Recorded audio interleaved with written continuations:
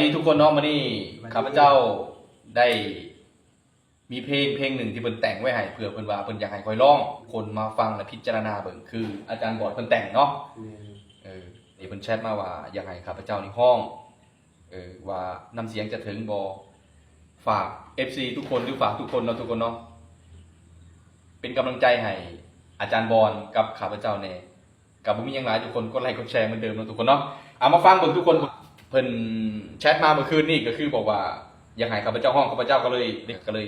ข้าพเจ้าจะลองให้ทุกคนได้ฟังและพิจารณาสวยกันว่ามันม่วนบ่มาทุกคนเนาะมาทุกคนอาจารย์มาเล่นเกินฟังไปนำกันทุกคน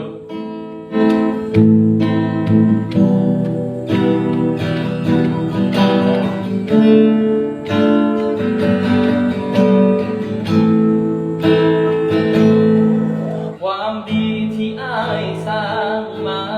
มันบ่มีค่ากับคนหลายใจต่อให้อ้ายเฮ็ดดีปานใดเจ้าก็บ่เห็นค่า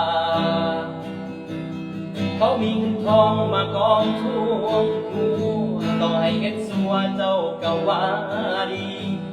ต่างกับอ้ายคนจนคนนี้เฮ็ดดีก็ไหลค่าวาสนาความหาเฮาสองให้เขาครอบครองเอาน้องไปเป็นคู่ใจเป็นวาสนาของอ้ายบ่สมน้องนางให้เขาร่วมทางกับน้องเข้าสู่น้องหออ้ายคนจนให้คือจากอ้ายต้องน้ำตาลงให้สายมีเงินทองฝากของให้น้องภูมิใจ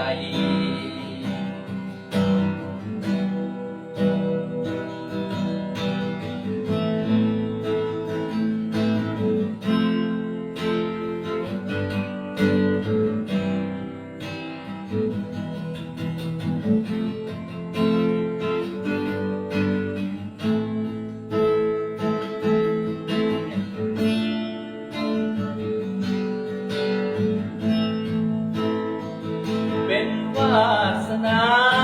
ของอ้ายบ่สมน้องนางให้เขาร่วมทางกับน้องเข้าสู่น้องหอ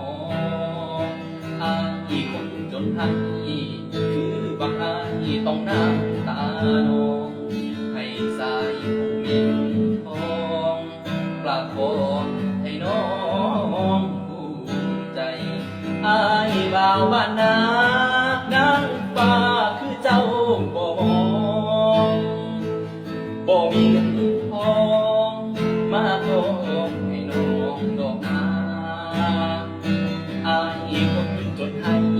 นอนนาเลี้ยงไก่เหมาะสมแล้วนะก็ขอให้น้องสมหวังโชคดีเด้อนะให้น้องไปดี